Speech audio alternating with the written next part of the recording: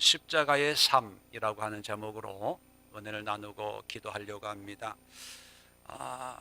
우리 신앙생활 하면서 열심히 기도하고 또 예배 드리고 우리가 또 영성훈련을 통해서 하나님이 기뻐하시는 또 성령의 인도함을 받는 그런 삶을 살기 위해서 정말 피눈물 나는 그런 수고와 노력을 하지요. 과연 우리 신앙생활의 가장 최종 단계, 가장 완성적인 모습은 어떤 모습일까 한번 생각해 보셨어요? 여러분들이 그렇게 기도하고 오늘도 보니까 이번 한 주 11시에 모여서 기도하면서 하나님의 은혜를 또 구하고 또 사모하는 분들이 계시는데, 그렇게 열심히 기도하고 또 연초부터 40일 추우나 비가 오나 눈이 오나 40일을 서울 신림동에서 이 구석까지 그죠? 40일 동안 또 교회에서 먹고 자고 하면서 그렇게 몸부림치면서 하나님의 은혜를 구하고 있는데, 신앙의 그 정점은 어떤 걸 또 어떤 모습을 생각하면서 그렇게 기도하고 은혜를 사모합니까? 여러 가지 모습이 있지만 성경이 말씀하시는 어떤 신앙의 완성이라는 건 없죠. 그러나 우리를 통해서 하나님이 만들어가고 싶어하는 그런 신앙의 모습은 바로 십자가의 삶입니다. 유명해지고 부유해지고 응답받고 교회를 목회하는 목회자들도 큰 교회, 한국을 대표하는 교회, 또 이 시대의 영적인 지도자, 여러 가지 표현은 동원할 수 있지만 그 모든 모양의 궁극적인 모습은 뭐냐면 십자가의 삶이라고 저는 생각합니다. 박사학위 받는 것도 아니고 당 회장 되는 것도 아니고 1000명, 10,000명 성도를 목회하는 목회자도 아니고, 더구나 교회를 10개를 세우고 선교지에 50개를 세우고 선교사를 200명, 500명 파송하는 교회가 되고, 그것은 드러나는 어떤 주일날 오후에 말씀드린 것처럼 어떤 열매고요. 그런 열매를 맺기 위해서 하나님이 우리에게 원하시는 것은 바로 십자가의 삶이라는 것입니다. 이거는 어떤 환경, 여건, 상황 속에서 결코 타협해서는 안 되는 그런 진리입니다. 그런데 우리는 신앙생활 하다 보면 이 본질을 잃어버리기가 쉬워요. 왜? 세상은 그렇게 살지 않거든요. 믿지 않는 사람들은 그렇게 살지 않거든요. 더구나 믿는다고 하는 사람들 중에도 다 그렇게 사는 건 아니기 때문에 하나님의 은혜는 그렇게 받았지만 살다 보면 자꾸 잊어버려요. 왜냐하면 보고 듣고 느끼는 것은 십자가의 삶이 아니라 형통한 삶이고 잘되는 삶이고 부유한 삶이기 때문이죠. 그래서 정신 차리지 않으면, 이 본질에 집중하지 않으면 우리는 엉뚱한 것을 추구하는 그런 모습으로 변질될 수가 있다는 것입니다. 이것은요, 오늘날의 문제만이 아니라 골로새서를 쓰고 있는 초대교회 시대부터 또 오늘의 문제만이 아니라 예수님 오시기까지 모든 시대, 모든 세대에 일어날 수 있는 신앙적인 위험 요소이라는 것입니다. 이 골로새서를 쓰고 있는 이유 중에 하나가 바로 제가 지금까지 말씀드렸던 믿음 생활은 하지만 본질을 잃어버리고 신앙생활은 열심히 하지만 하나님의 뜻을 따라 사는 그런 신앙이 아닌 그런 골로새 교인들에게 쓰는 편지이기 때문입니다. 자, 2장을 보면 2장 1절입니다. 내가 너희와 라오디게아에 있는 자들과 무릇 내 육신의 얼굴을 보지 못한 자들 위하여 얼마나 힘쓰는지를 너희가 알기를 원하노니. 한마디로 얘기하면 바울이 얼마나 열심히 복음을 전하고 있는가. 나를 만나보지 못한 사람이나 또 다른 지역에 있는 사람들을 위해서 내가 얼마나 애쓰고 있는가를 좀 알아달라는 거예요. 자, 그러면서 그 애를 쓰는데 무슨 애를 쓰냐? 2절이에요. 이는 이렇게 힘들게 사역을 하고 노력을 하는 것은, 열심으로 사역하는 것은 그들로 마음의 위안을 받고 사랑 안에서 연합하여 확실한 이해의 모든 풍성함과 하나님의 비밀인 그리스도를 깨닫게 하려 함이니. 자, 보세요. 바울이 열심으로 사역하는 목적은 교회 개척하는 것이 아니고 뭐 유명해지고 교계 지도자, 영적인 지도자가 되려고 하는 것이 아니라, 한마디로 얘기하면 하나님의 풍성함과 하나님의 비밀인 그리스도, 다시 말해 예수님을 깨닫도록 하는 그런 삶이에요. 이걸 또 압축하면 예수님을 믿는 삶을 살게 하기 위해서 이렇게 애를 쓴다는 거예요. 그러면 예수님을 믿는 삶이란 뭘까요? 자, 이 편지는 누구에게 쓰는 편지예요? 1장 2절에 보면 골로새에 있는 성도들, 곧 그리스도 안에서 신실한 형제들에게 편지하노니. 자, 이 글을 쓰고 있는, 이 편지를 쓰고 있는 사람들은 믿는 사람들이에요, 안 믿는 사람들이에요? 믿는 성도예요. 성도, 교인들이라는 얘기. 그런데 바울은 예수님을 믿게 하기 위해서 이렇게 애쓰고 노력한다면 골로새 교회에 편지할 필요가 있어요, 없어요? 없잖아요. 왜요? 믿는 사람들이니까. 성도가 뭡니까? 거룩한 믿음의 사람들 아니겠어요? 그런데 왜 편지를 써요? 이미 믿는데. 왜냐하면요, 믿노라 하지만 본질에서 벗어난 거예요. 처음에는 예수님을 전에 듣고, 왜냐하면 골로새는 이방인이거든요. 이방인들이, 로마 사람들이 사는 그 지역에 이제 교회가 개척이 됐을 때 교회 나온다는 것은 뭐예요? 하나님을, 예수님을 나의 구주로 영접한 사람들이 모여서 뜨겁게 신앙생활을 하는 거예요.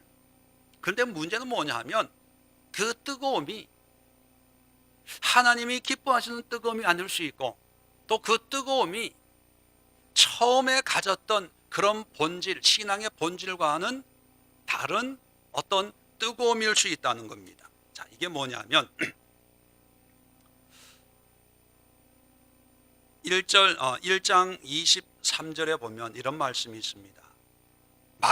만일이에요. 만일 너희가는 골로새 교인들, 성도, 하나님을 믿는 사람들이에요.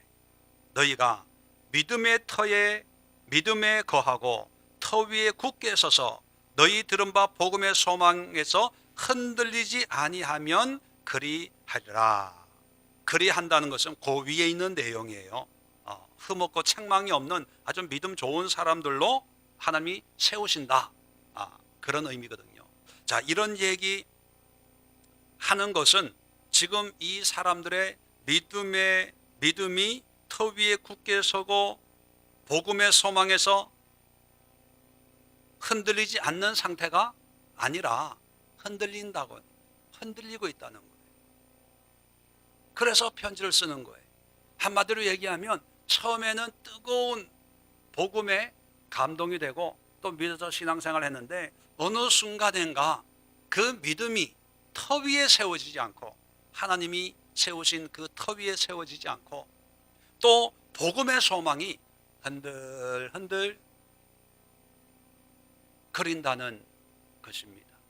그래서 그런 사람들에게 다시 그리스도를 깨닫도록 하기 위해서 너희와 라오디기아 사람들, 그리고 내 얼굴을 보지 못한 사람들에게도 내가 이렇게 열심히 다시 복음을 전하고 있다, 이렇게 얘기하는 거예요. 그러면 다시 믿음의 터 위에 세워지고 복음의 소망이 세상의 어떤 것에 의해서도 흔들리지 않는 믿음의 확고한 그런 반석 위에 세워져서 예수님을 깨닫고 믿고 살아가는 신앙은 어떤 신앙인가? 이제 그 다음에 설명을 해줍니다. 자, 2장 6절에 보니까 그러므로 너희가 그래서 예수를 주로 받았으니 그 안에서 행해라. 믿음 안에서 행해라. 그렇게 얘기하는 거예요. 자, 그러면 또 이 사람들은 믿음으로 행하지 않는 사람들이 아니라 교인이라니까요. 주일 예배 드리고 또 성찬도 하고, 자, 그런 걸 보면 믿음으로 행해요, 안 행해요? 네, 믿음으로 행하는 거예요. 본인들은 행한다고 생각을 하는 거예요. 자, 그래서 이 행하는 거에 대해서 또 자세하게 이 행한다는 것이 뭐냐를 설명을 하는 겁니다. 그래서 이 사람들에게 11절에 또 그 안에서, 이제 예수님 안에서입니다. 너희가 손으로 하지 아니한 할례를 받았으니 곧 육의 몸을 벗는 것이요 그리스도의 할례니라. 이 할례는 이제 구약의 아브라함과 맺은 약속이잖아요. 남자가 아들이 태어나면 할례를 행해서 표를 삼는, 표시를 하는 거죠. 나는 하나님의 자녀다, 백성이다. 그런데 이 골로새 교인들한테는 그리스도의 할례를 해라, 할례니라. 그건 뭐예요? 나는 예수님의 자녀다, 예수님을 믿는 사람이다. 마음에 그렇게 확증을 하라는 거예요. 세상에 살고 있지만, 세상 직업과 직장을 가지고 있지만, 세상에 속해 있지만 나는 하나님의 백성이다, 예수를 믿는 사람이다, 확증하고 그런 증거를 가지라는 거예요.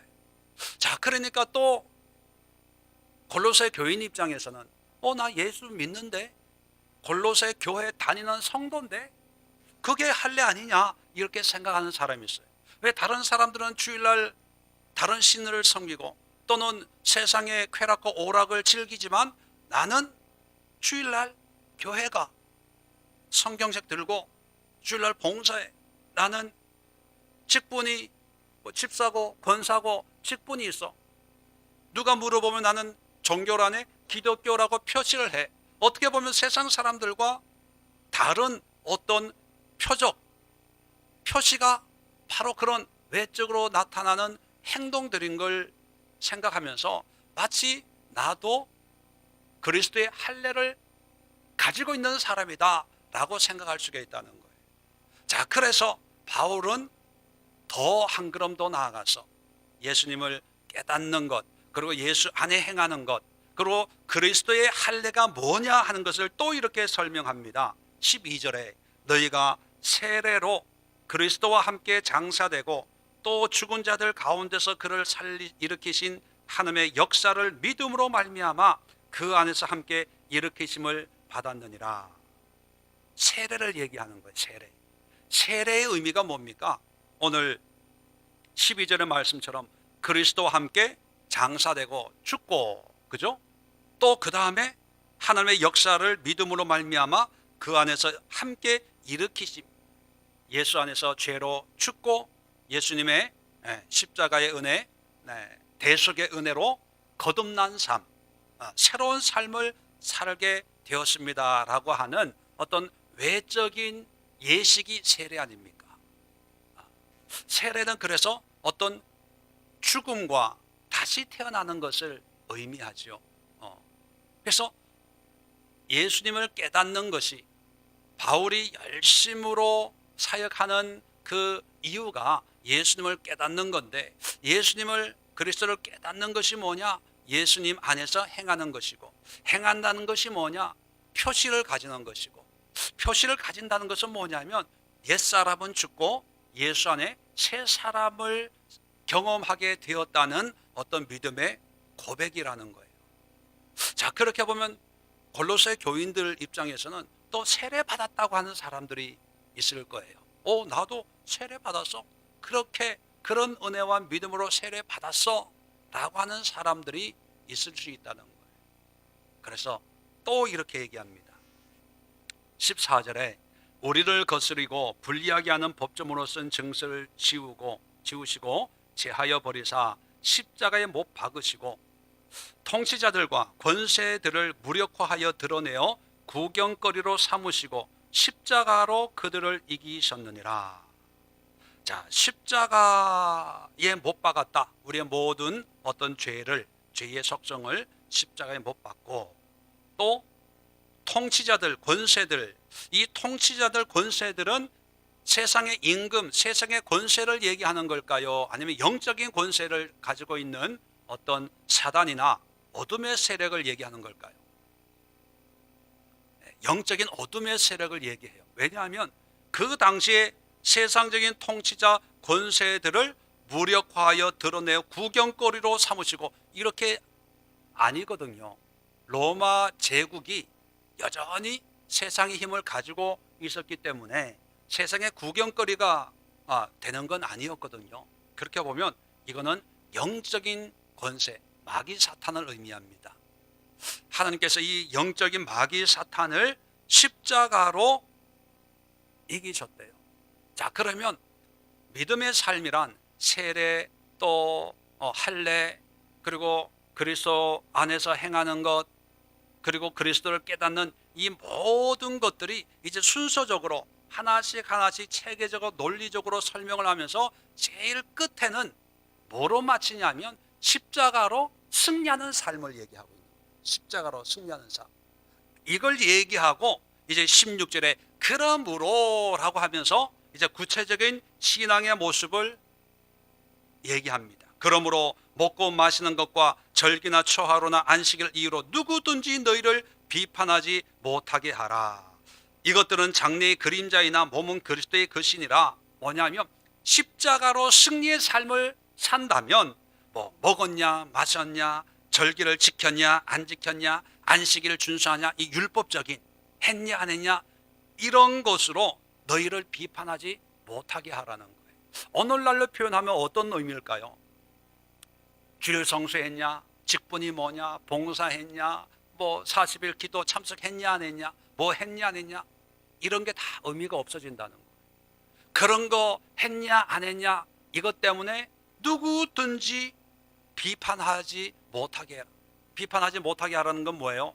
그런 것이 의미를 잃어버렸다는 거예요. 자, 그러면 2장 1절부터 15절까지 계속해서 바울이 이미 믿고 있는 골로새 교인들에게 다시 신앙의 본질, 믿음의 터에서 복음의 소망으로 더 이상 흔들리지 않는 그런 신앙으로 다시 회복하기 위해서 이 편지를 쓰고 있는데, 그 최종 목적, 목표, 할례로 시작했다가 또 세례를 얘기했다가 쭉 하면서 어디를 향해서 이 논리를 전개해 나가냐 하면 십자가의 삶이란 십자가의 삶. 그러면 우리가 이렇게 정의를 할 수가 있습니다. 똑같이 우리 믿는 사람들이에요. 안 믿는 사람들이야 뭐 다시 복음을 전하고 성경 공부해서 성경이 무엇인가 뭐 이런 것부터 가르쳐서 나가야 되겠지만, 오늘 수요 예배를 드리고 있는, 참석하고 있는 여러분들은 적어도 예수님이 누군가를 알고 또 그 예수님의 뜻을 따라 살기 위해서 말씀을 배우고 또 기도하고 그런 은혜를 누리기 위해서 이 예배에 참석하신 분들인 줄로 믿습니다. 그렇다면 이 세상에 살아갈 때 흔들리지 않고 어떤 거에도 연연하지 않고 세상 풍파가 어떻게 몰아치든지 그게 휩쓸리지 않는 신앙의 모양과 모습이 뭔가 하는 것을 여러분들이 분명히 깨달아야 된다는 거예요. 이게 안 되면 골로새 교인들처럼 늘 흔들거려요. 그게 뭐냐?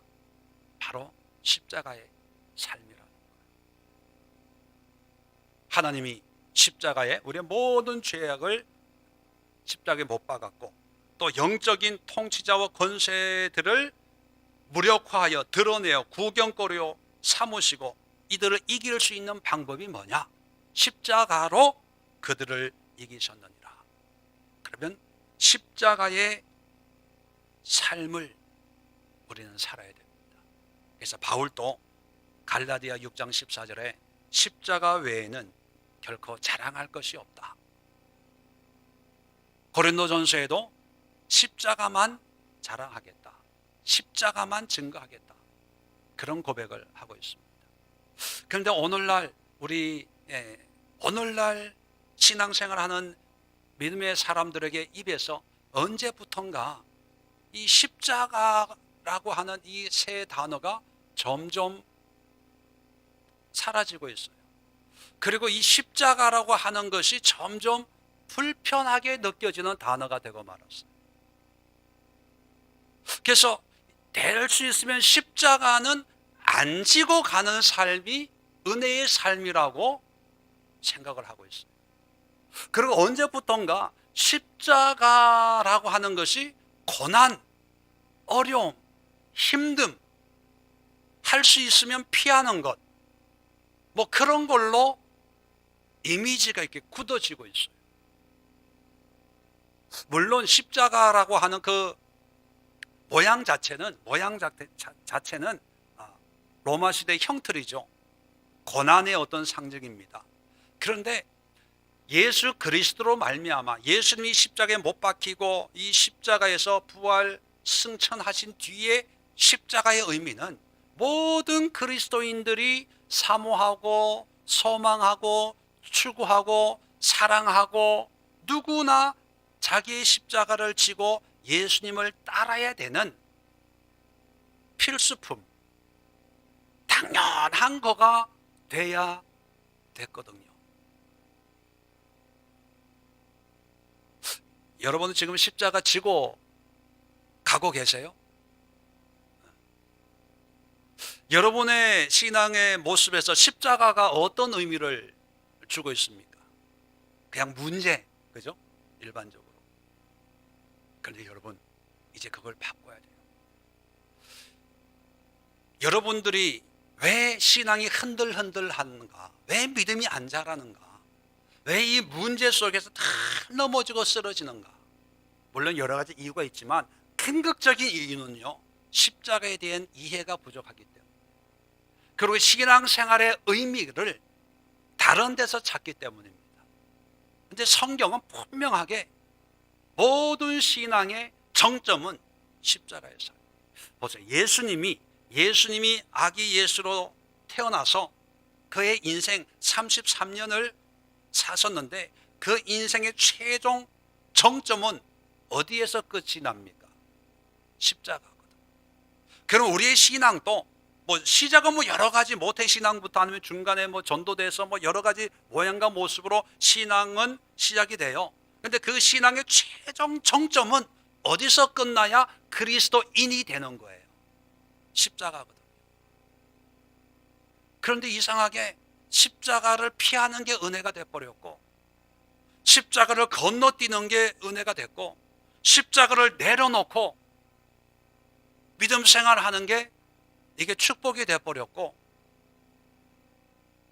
이제 십자가는 이제 귀걸이나 목걸이나 이렇게 걸어놓고 편안하게 믿음 생활하는 것이 이제 신앙생활이 돼버렸고, 오히려 십자가라고 느껴지는 것이 다가오면 환난이다, 연단이다, 고난이다, 힘들다, 어렵다, 이렇게 받아들여요.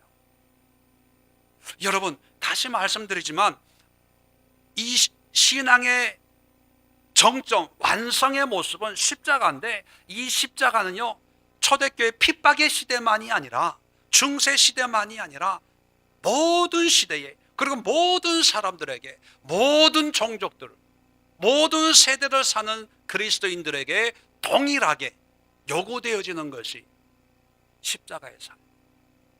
그래서 바울은 가는 곳곳마다 십자가를 자랑하고 증거하고, 오늘도 골로새 교회 예수 그리스도를 깨닫게 하려 함이니 라고 2장 2절에 시작을 했다가 15절에 십자가로 그들을 이기셨느니라, 십자가로 끝을 맺어요. 그러면 십자가의 삶이란 뭘까? 이게 중요하잖아요. 여기에 대해서 설교를 하려면 한도 끝도 없는데 오늘 딱 두 가지만 말씀을 드리겠습니다. 자, 갈라디아서 2장 20절. 바울의 고백을 통해서 두 가지만 우리 함께 깨닫고 이 두 가지를 위해서 기도하는 시간을 가지려고 합니다. 2장 20절 갈라디아서 함께 합독합니다. 시작.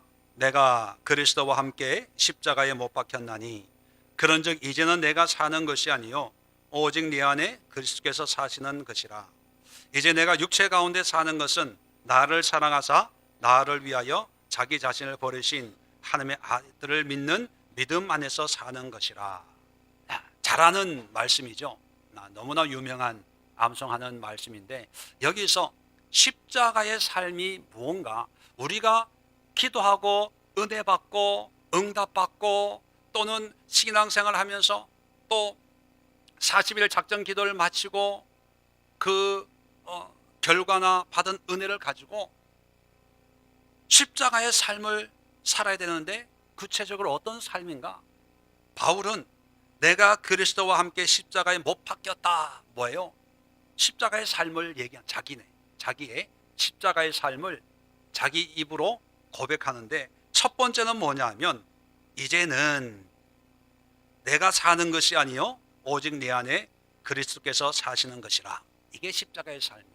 내가 사는 것이 아니고 내 안에 그리스도께서 사는 거다. 자, 이게 무슨 뜻일까? 예수님이 하신 말씀을 빌리면 나를 부인하는 거예요. 내가 죽었다. 내가 뭐 자살할 수 없잖아요. 그죠? 내가 사는 것이 아니요 내 안에 그리스도께서 사신다. 이건 뭐냐면 나를 부인하는 거예요. 어떻게 보면 어떤 분은 이렇게 생각합니다. 내 안에 예수 그리스도가 살아 움직이게 하기 위해서는 더 은혜를 받아야 된다. 성령 받아야 된다. 뭐 이런 생각을 합니다. 예, 물론 그렇죠. 성령 받고 하나님의 은혜가 임하면 내가 죽고 예수님이 이제 역사하겠죠. 물론 그런 방법이 있어요. 그런데 은혜 받고 싶다고 은혜 받을 수 있어요? 성령 받고 싶다고 성령 받을 수 있어요? 그러면 다 성령 받지요. 은혜라고 하는 것은 하나님이 주시는 선물, 말 그대로 은혜예요. 하나님이 주실 수도 있고 안 줄 수도 있기 때문에 뭐 주시면 감사하지만 안 주면 그러면 내 안에 예수님이 살아 역사하는 삶을 경험하지 못하잖아요. 그런데 성경은 하나님이 주시는 은혜로 하나님의 뜻을 이루어가는 방법도 있지만 우리가 할 수 있는 방법이 있다는 거예요. 우리가 우리의 노력과 수고로 내 안에서 예수님이 살아 움직이게 하는 방법이 있어요. 그 방법은 참 비밀인데, 나만 알고 있는 방법인데 말씀해 드릴까 말까요?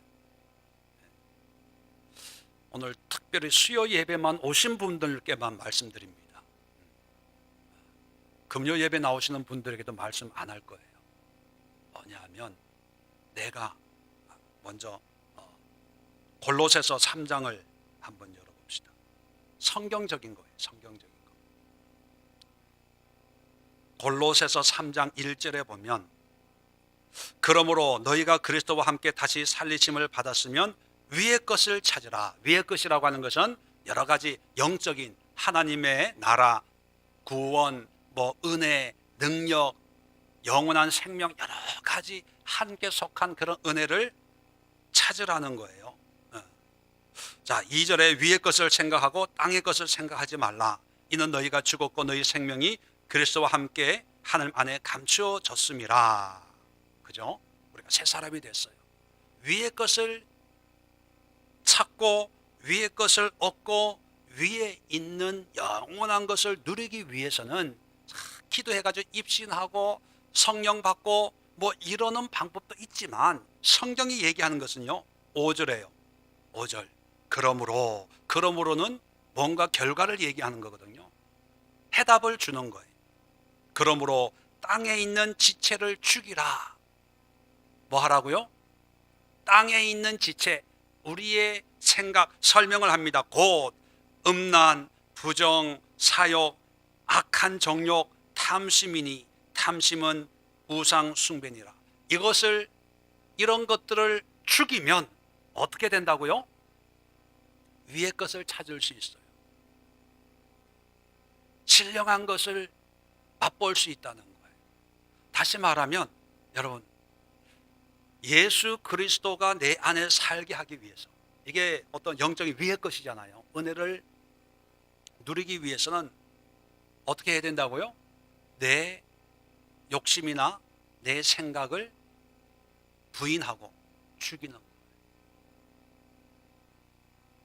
다시 말씀드리면 뭔가 얻으려고 하지 말고 취하려고 하지 말고 뭔가 신령한 은혜를 자꾸 받아서 그 은혜로 뭔가 내가 변화되고 새로워지려고만 하지 말고, 물론 그렇게 하나님이 역사할 때 있어요.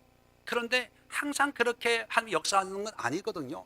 어느 정도 우리에게 믿음이 임했으면 우리가 분별이 되는 거예요. 아, 이것은 내 육체의 욕심이구나, 내 생각이구나, 내 교만이구나, 내 탐욕이구나, 내 고집이구나.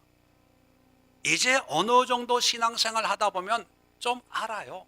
그러면 하나님의 은혜를 나를 통해서 그리스도가 사는 십자가의 삶을 산다고 할 때 그런 생각을 내가 꺾는 거예요. 그걸 죽이는 거예요. 그걸 부인하는 거예요. 자기를 부인하고 자기 십자가를 지고 나를 쫓아라. 예수님이 그렇게 말씀하셨거든요. 자기 부인한다는 건 자기를 미워하라는 얘기가 아니라 내 안에 있는 그런 하나님과 관련 없는, 또 하나님이 주신 은혜로 착각하게 만드는 그런 교묘하게 숨겨져 있는 그런 욕심들, 생각들을요 버리는 거예요. 꺾는 거예요. 그게 십자가의 삶이에요. 사람들은 오해합니다. 십자가의 삶이라 문제 속에 살아가는 삶이라고 생각해요. 그런데 그 문제 속을 살아가는 삶 자체가 아니라 문제 속에 있을 때 자기 안에 있는 그런, 오늘 골로새서 3장에 얘기하고 있는 음란, 탐욕, 정욕, 탐심, 이런 내 안에 있는 생각들과 싸우는 게 그게 십자가예요. 예를 들면 이런 거예요. 구체적으로 예를 들면 물질의 문제가 생겼다고 가정해 봅시다. 사람들은 물질의 문제가 십자가라고 생각해요. 그래서 하나님 언제까지 이 문제를 해결해 주지 않습니까? 언제까지 이 물질의 문제를 내가 짊어지고 가야 되겠습니까? 하나님 속히 이 십자가를 내려놓게 해 주시옵소서. 그런데 사실 십자가는 그게 아니에요. 물질 문제 속에서 내 생각, 마음 안에 있는 힘들다, 어렵다, 뭐 나만 이렇게 힘들까, 다른 사람들 보면 잘 먹고 잘 살고, 뭐 이런 비교 의식, 이런 욕심, 또 여러 가지 어떤 그 시기, 질투, 원망, 뭐 이런 것들이 있잖아요. 그런 것들이 사실은 십자가거든요. 그런데 이 십자가를 이겨내려면 어떻게 해야 됩니까? 나를 부인해야 되는 그런 생각들을 다 부인하는, 그걸 지체를 죽여라 이런 표현을 썼어. 그걸 죽이면 자연스럽게 위의 것이 보여지는 거예요. 예수가 살아나는 거예요. 그래서 여러분, 은혜 받은 증거가 뭡니까? 방언하고 통변하고 뭐 그런 것도 받은 증거지만 가장 성경적인 하나님이 기뻐하시는 증거의 모습은 뭐냐면 내가 없어지는 거예요. 내 생각이, 내 욕심이 없어지는 거예요. 내 고집이 꺾이는 거예요. 저는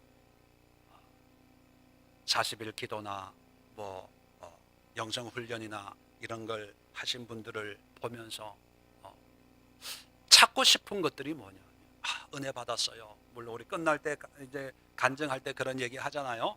근데 그런 은혜가 분명히 있었죠. 그런데 그런 은혜를 통해서 삶 속에 나타나는 게 뭐냐면 나를 부인하는 모습. 고집을 부리던 사람이 이제 고집이 안 부리고, 자기 주관이 주장하는 사람 입에서 예, 그렇게 말씀하시면 제가 그렇게 하죠, 뭐 이런 막 욕심 많은 사람이 이제 욕심이 없어지고. 왜냐하면 하나님의 은혜가 임했기 때문에, 마음이 부자기 때문에 그렇게 아둥바둥 안 하거든요. 그래서 여러분, 십자가의 삶이란 뭐냐 하면 내 안에 예수가 사는 그런 삶인데, 구체적으로 얘기하면 나를 죽이는 삶이에요. 나를 비우는 삶, 내 육신의 지체를 죽이고 예수의 영으로 살아가는. 자, 그 다음에 두 번째는 갈라디아서 2장 20절 계속해서 보면 또 이렇게 얘기합니다.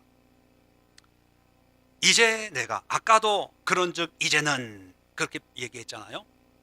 또 이제는, 이게 두 가지 의미라는 거예요. 두 번째는 내가 육체 가운데 사는 것은, 육체 가운데 산다는 것은 이제 육신을 가지고 생활하는, 내가 믿음 생활하는 이유는, 목적은 그런 뜻입니다.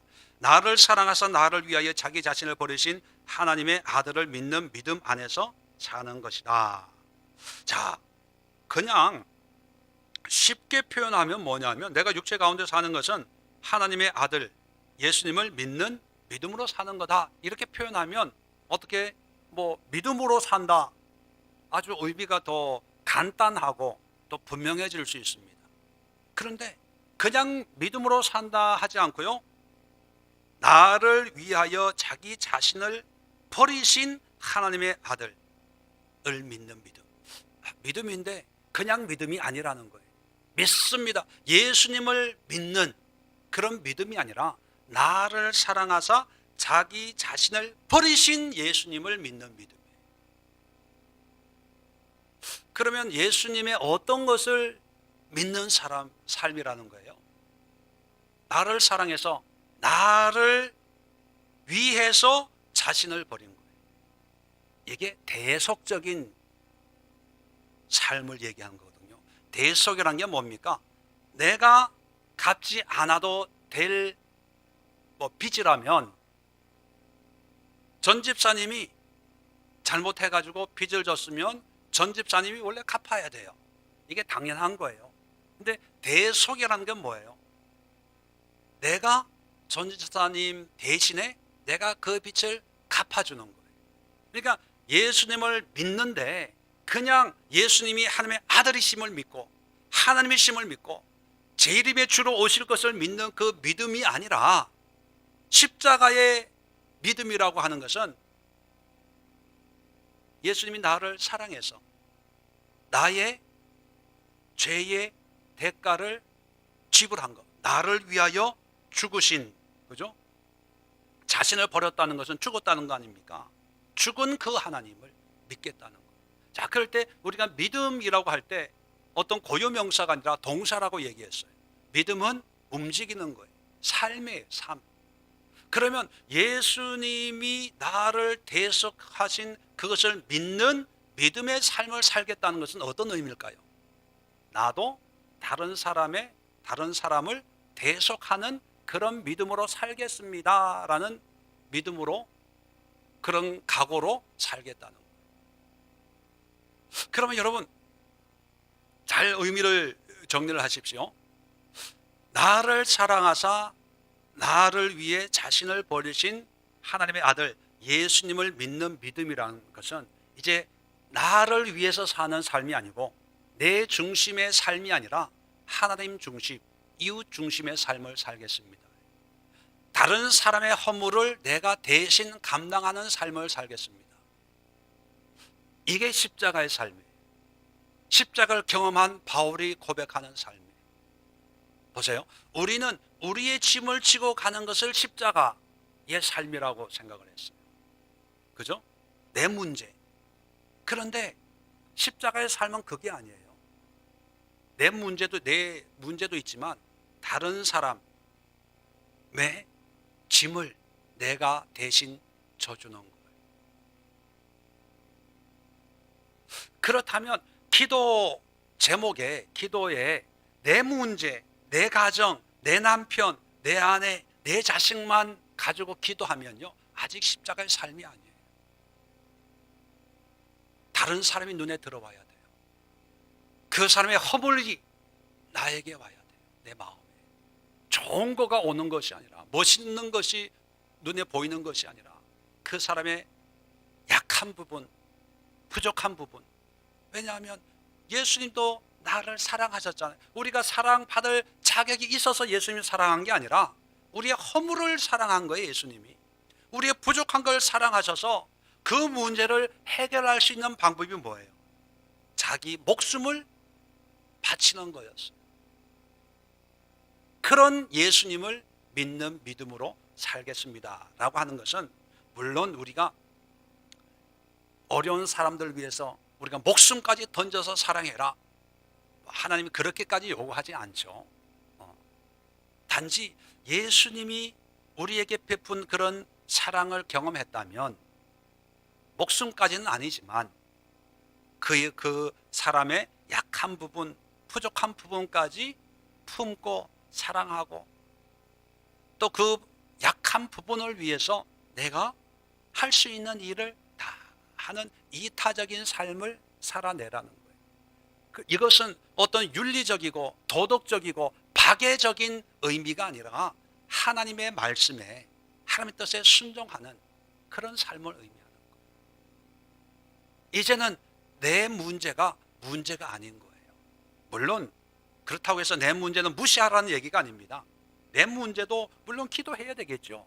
그러나 다른 사람의 약한 것도 무시하지 말고 그것을 위해서 내가 대신 기도해주고 애써주고 노력하고 수고하고. 여러분,